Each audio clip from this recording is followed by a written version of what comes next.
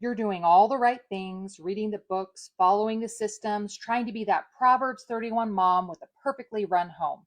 But what if it's actually pulling you further away from peace and purpose and not closer? I used to be obsessed with self help, but I realized that most of it isn't built for Christian homemakers, and it's quietly wrecking our homes, our hearts, and our holiness. Let me show you the lie we've all been sold and what to do instead. And by the way, if we haven't met, I'm Andrea, a Catholic wife and mom of 8.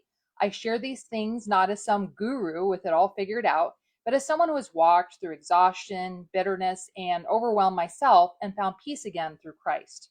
So now you're saying, whatever, Andrea, I know tons of people who have improved their lives with self help. Self help promises all the things we want: confidence, productivity, influence, better time management. And as homemakers, let's be honest, we want those things. We want to run a smooth household, not feel like we're drowning every day. So you listen to this guru slash influencer or read a book and you start writing down goals, scheduling your habits, and thinking, okay, this is it. This is going to fix everything. But then the focus slowly shifts. Instead of asking, Lord, how do you want to shape me? We start asking, how can I finally control everything so I look like the woman I think I should be? And here's the thing, most of these self help voices don't bring God into the picture at all. Therefore, you start working towards this goal that is completely self centered. There is such a difference between a Christian woman doing her best to selflessly serve the members of her home under the influence of the Holy Spirit, taking daily struggles, realizing they come directly from God, and then using those struggles for her betterment and sanctification, versus a woman who has an idealized version of herself where she is perfect in the eyes of the world and making the most of her life according to the world's standards. Because, after all, in the eyes of the world, this is the only life we get, so we had better make the most of it. These two women might be doing a lot of the same things and trying to practice good habits to make the most of their days, but the first is going a completely different direction than the second. She will be allowing God to take her and make a new woman, the new man talked about frequently in Scripture. And the second is simply polishing up the broken and imperfect shell, the old woman that God once rooted out. Now, here's where it gets really messy. And honestly, this is the part that made me slam the brakes on self help. Self help says you are worthy of everything you desire. You deserve the perfect life. You deserve to have your dream home, your dream body, your dream marriage. And if you just think hard enough and work hard enough, it's yours. Sounds empowering, right? But it's a lie. Our worth does not come from our desires, it does not come from whether we deserve anything. Our worth comes from Christ alone, period.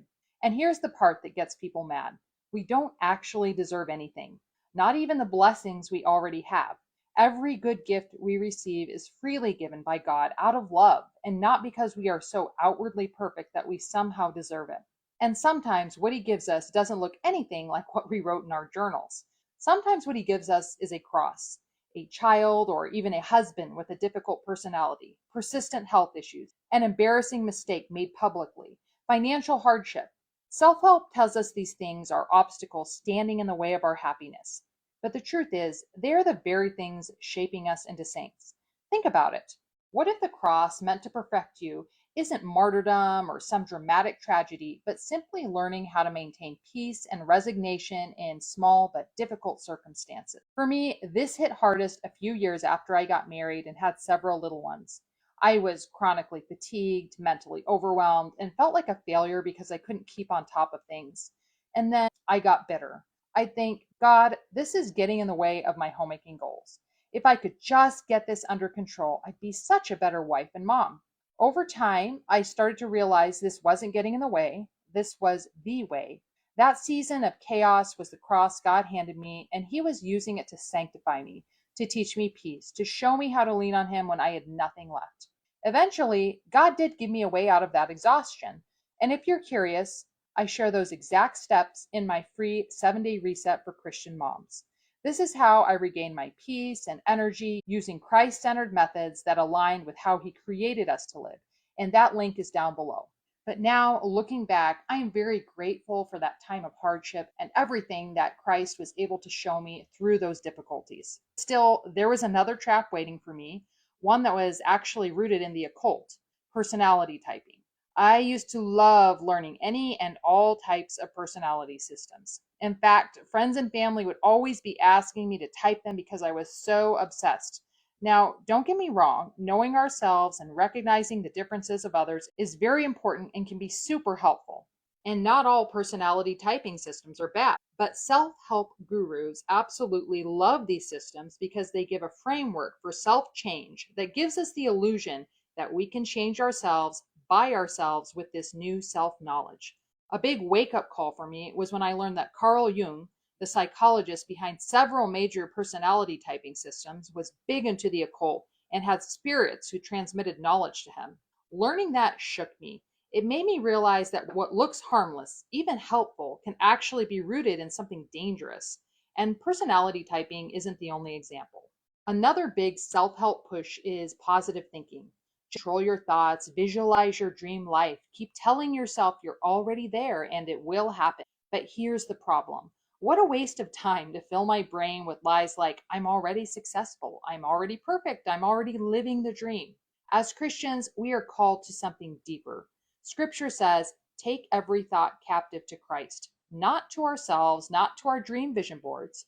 So instead of constantly thinking about what we want, what if we were living in the moment and reminding ourselves of what's true? That we are loved, that our crosses are gifts, that heaven is the end goal, not a dream life. This kind of Christ centered rewiring has changed my life emotionally, mentally, physically. It was foundational for me when healing from my own exhaustion and overwhelm. But it's important to realize that true positive thinking is rooted in truth with a capital T, not in the devil's lies and false egoism. An exorcist once said the devil has one simple principle: anything but God. And that's exactly what most self help does. It points us to anything: our goals, our routines, our bodies, our personalities, anything but God. So here's the bottom line: self help can definitely show us some practical goals and systems, but we need to be careful. All true change and growth comes from God with our cooperation. So often, the help He sends us isn't the help we envision, but it's always the absolute best thing that could be happening in the moment. As Christian homemakers, we don't need more self help. We need more God help. We need to stop trying to build our dream life from scratch and start asking God how He wants us to use the life we already have. Goals, systems, and self knowledge are wonderful tools, but they need to be used with the right attitude and with God's glory, not our own, in mind. There are some wonderful self help books out there that I've recently found with this end in mind. Be on the lookout for those. And of course, don't forget the book of Proverbs, which has extremely practical advice on how to improve ourselves.